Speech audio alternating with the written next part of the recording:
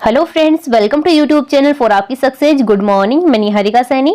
चलिए तो आज का वीडियो स्टार्ट करते हैं। और आज के इस वीडियो में हम ह्यूमन ब्रेन से रिलेटेड मोस्ट इंपॉर्टेंट 30 क्वेश्चन को यहाँ पर सोल्व करने वाले हैं। ये वो क्वेश्चन है जो बार बार एग्जाम में रिपीट होते रहते हैं, तो आपको मेरे साथ क्लास के एंड तक बने रहना है और हर क्वेश्चन का आंसर कमेंट बॉक्स में कमेंट करते हुए चलना है। और वीडियो के एंड होने के बाद में अपना स्कोर भी आप मुझे जरूर बताएंगे। ओके। और देखिए, हमारा जो बायोलॉजी पार्ट है ये कंप्लीट हो चुका है। अभी यहाँ पर हम 21 तारीख तक बायोलॉजी के जितने भी इंपॉर्टेंट क्वेश्चन बनते हैं जो बार बार एग्जाम में रिपीट होते रहते हैं उनको यहाँ पर सोल्व करेंगे। और 22 तारीख से नया सब्जेक्ट स्टार्ट करेंगे, केमिस्ट्री या फिर फिजिक्स। तो आप लोग मुझे कमेंट करके जरूर बताएंगे कि हमें नेक्स्ट कौन सा सब्जेक्ट स्टार्ट करना है, केमिस्ट्री या फिर फिजिक्स। ओके, तो चलिए यहाँ पर स्टार्ट करते हैं। क्वेश्चन नंबर फर्स्ट है, मनुष्य के मस्तिष्क यानी कि ह्यूमन ब्रेन का वजन कितना होता है। यानी कि हमारा जो ब्रेन होता है उसका वेट आपको पूछा गया कितना होता है। तो देखिए यहाँ से ऑप्शन आपका बी बिल्कुल राइट हो जाएगा। 1350 ग्राम कितना होता है, 1350 ग्राम। और आपको पता होना चाहिए हमारे जो ब्रेन होता है उसका जो वजन होता है लगभग कितना होता है।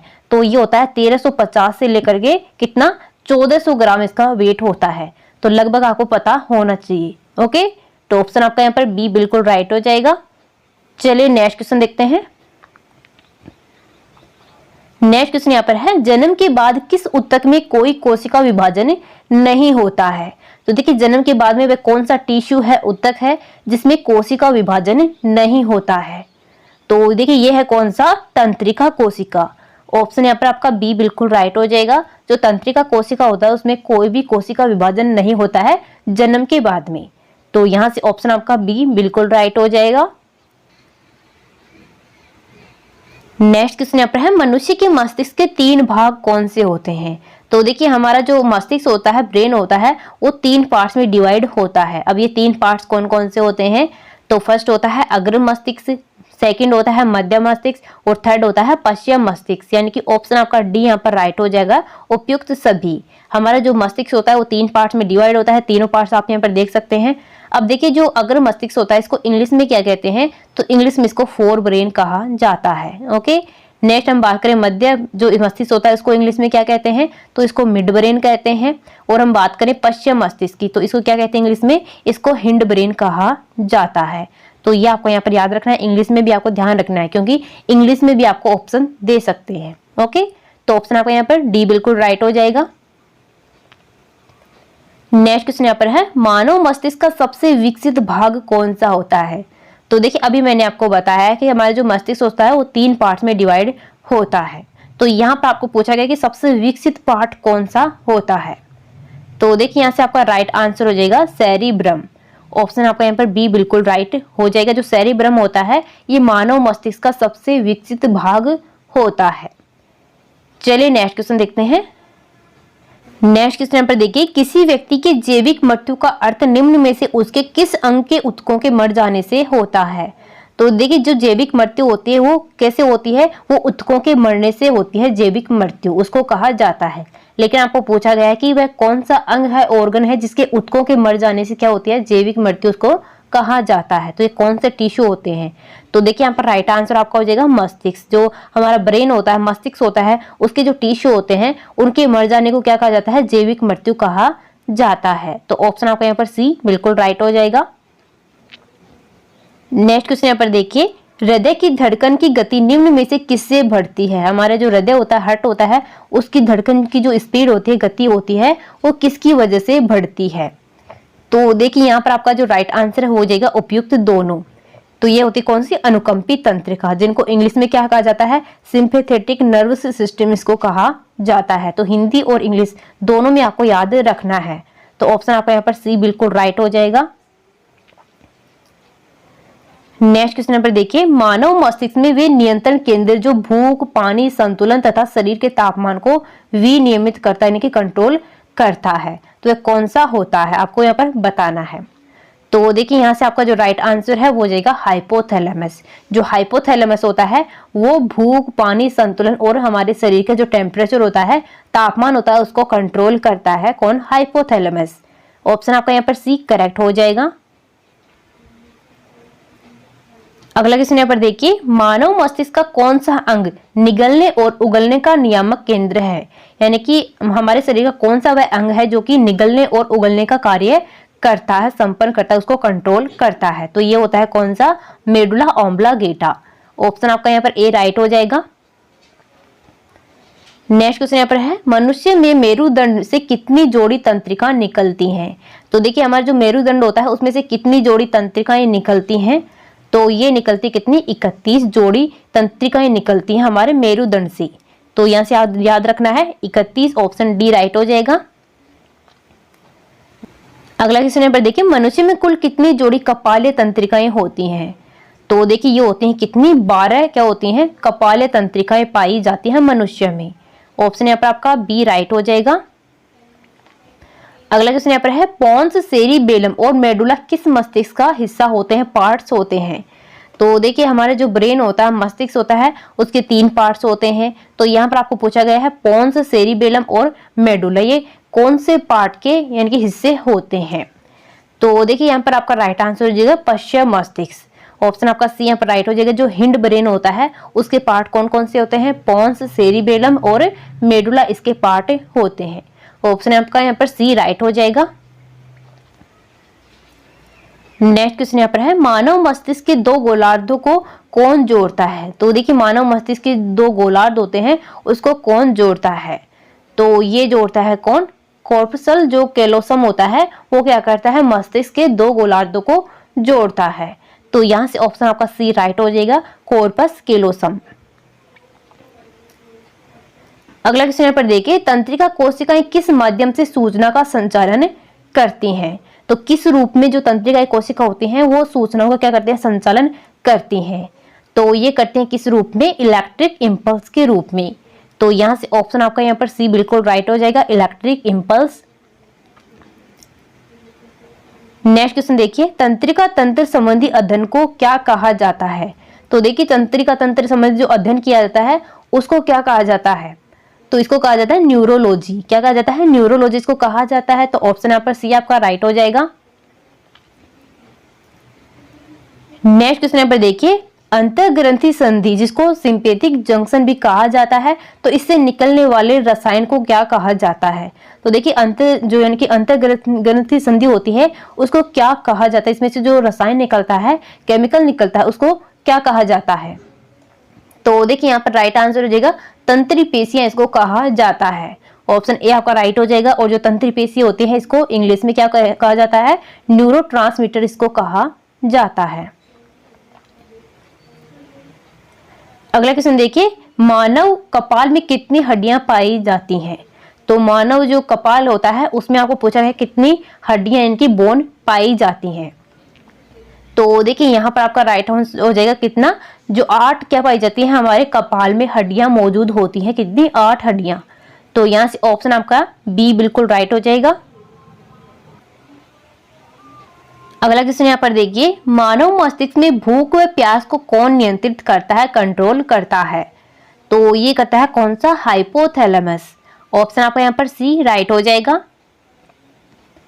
अगला क्वेश्चन यहाँ पर देखिए, मानव मस्तिष्क में तापमान को नियंत्रित करने का कार्य कौन करता है? जो हमारे शरीर का यानी कि बॉडी का जो टेम्परेचर होता है उसको कौन कंट्रोल करता है? तो ये करता है कौन? हाइपोथैलेमस। ऑप्शन यहाँ पर आपका सी करेक्ट हो जाएगा। नेक्स्ट क्वेश्चन देखिए, मानव मस्तिष्क में बुद्धिमत्ता यानी कि आईक्यू पावर को कौन नियंत्रित करता है? तो देखिए जो हमारे यहाँ की होती है बुद्धिमत्ता होती है, आईक्यू पावर होता है, उसको कौन कंट्रोल करता है, नियंत्रित करता है? तो ये भी करता है कौन? हाइपोथैलेमस। तो ऑप्शन आपका यहाँ पर सी राइट हो जाएगा, हाइपोथैलेमस। नेक्स्ट क्वेश्चन यहाँ पर है, मस्तिष्क की सुरक्षा के लिए मस्तिष्क के ऊपर 3 परत कौन सी होती है? तो देखिए हमारा जो मस्तिष्क होता है, ब्रेन होता है, उसको सुरक्षित रखने के लिए क्या होती हैं? 3 परतें पाई जाती हैं। कितनी पाई जाती हैं? 3 परतें ये पाई जाती हैं। तो देखिए ये कौन कौन सी होती है, इनके नाम क्या होते हैं तीनों परतों के? तो देखिए यहाँ पर क्या क्या होते हैं। पहली आपकी होती है कौन सी? ड्यूरामेटर। कौन सी होती है? ड्यूरामेटर। सेकंड होती है अर्किनोइड और थर्ड यहाँ पर होती है पायामीटर। तो ऑप्शन आपका यहाँ पर डी बिल्कुल राइट हो जाएगा, उपयुक्त सभी। अगला क्वेश्चन यहाँ पर है, मस्तिष्क के अध्ययन को क्या कहा जाता है? तो देखिए मस्तिष्क यानी कि ब्रेन का जो अध्ययन किया जाता है उसको क्या कहते हैं? तो इसको न्यूरोलॉजी कहा जाता है। ऑप्शन ए राइट हो जाएगा। नेक्स्ट क्वेश्चन यहाँ पर देखिए, मानव मस्तिष्क का कौन सा लोब सुनने के साथ जुड़ा हुआ है? तो ये मानव मस्तिष्क का कौन सा लोब है जो कि सुनने से क्या है संबंधित होता है, जुड़ा हुआ होता है? तो ये होता है कौन सा? टेम्पोरल लोब, यानी कि जिसको कनपटी भाग भी इसको कहा जाता है, तो ये होता है temporal lobe. Option B right हो जाएगा।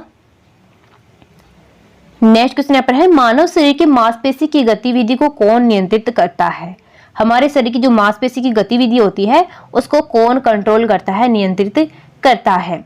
तो ये करती है कौन सी? प्रेरक तंत्रिका कोशिकाएं। कौन सी होती हैं? प्रेरक तंत्रिका कोशिकाएं होती हैं, वो हमारे शरीर में मांसपेशी की गतिविधि को नियंत्रित करती हैं। तो ऑप्शन यहाँ पर आपका बी राइट हो जाएगा। अगला क्वेश्चन यहाँ पर है, ध्वनि की संवेदना मानव मस्तिष्क में लगभग कितनी देर तक रहती है? तो ध्वनि जो होती है उसकी जो क्या होती है? संवेदना होती है हमारे शरीर में, यानी कि हमारे मस्तिष्क में लगभग कितनी देर तक वो रुक सकती है? तो यहाँ पर आपका जो राइट आंसर है वो हो जाएगा 0.1 सेकंड। कितनी देर रुकती है? तो वह रुकती है 0.1 सेकंड, लगभग आप बोल सकते हो 1/10 सेकंड। ओके, तो ऑप्शन आपका यहाँ पर सी राइट हो जाएगा।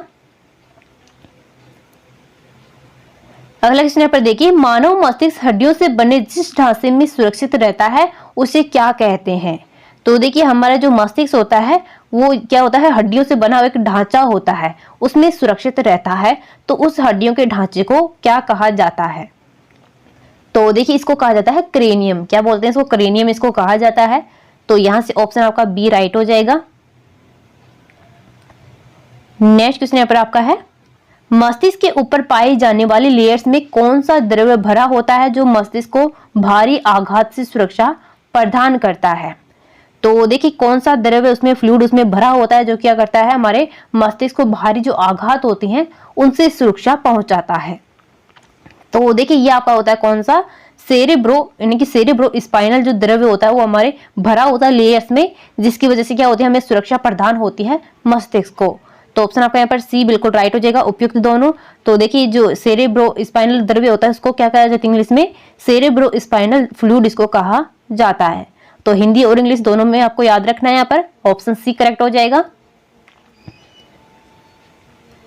नेक्स्ट क्वेश्चन यहाँ पर है, मेनिंजीज में संक्रमण और सूजन के कारण कौन सा रोग होता है? तो देखिए मेनिंजीज में जब संक्रमण और सूजन आता है तो उसकी वजह से कौन सा रोग हो जाती है, कौन सी बीमारी होती है?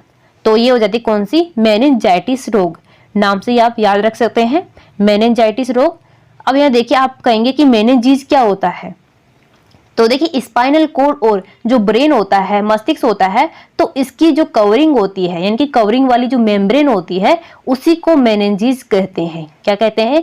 जो स्पाइनल कोड और जो ब्रेन होता है इसकी कवरिंग वाली जो मेम्ब्रेन होती है उसको ही मेनिंजीज कहा जाता है। जब इसमें संक्रमण और सूजन होती है तो उससे कौन सा रोग होता है? मेनिंजाइटिस रोग इससे होता है।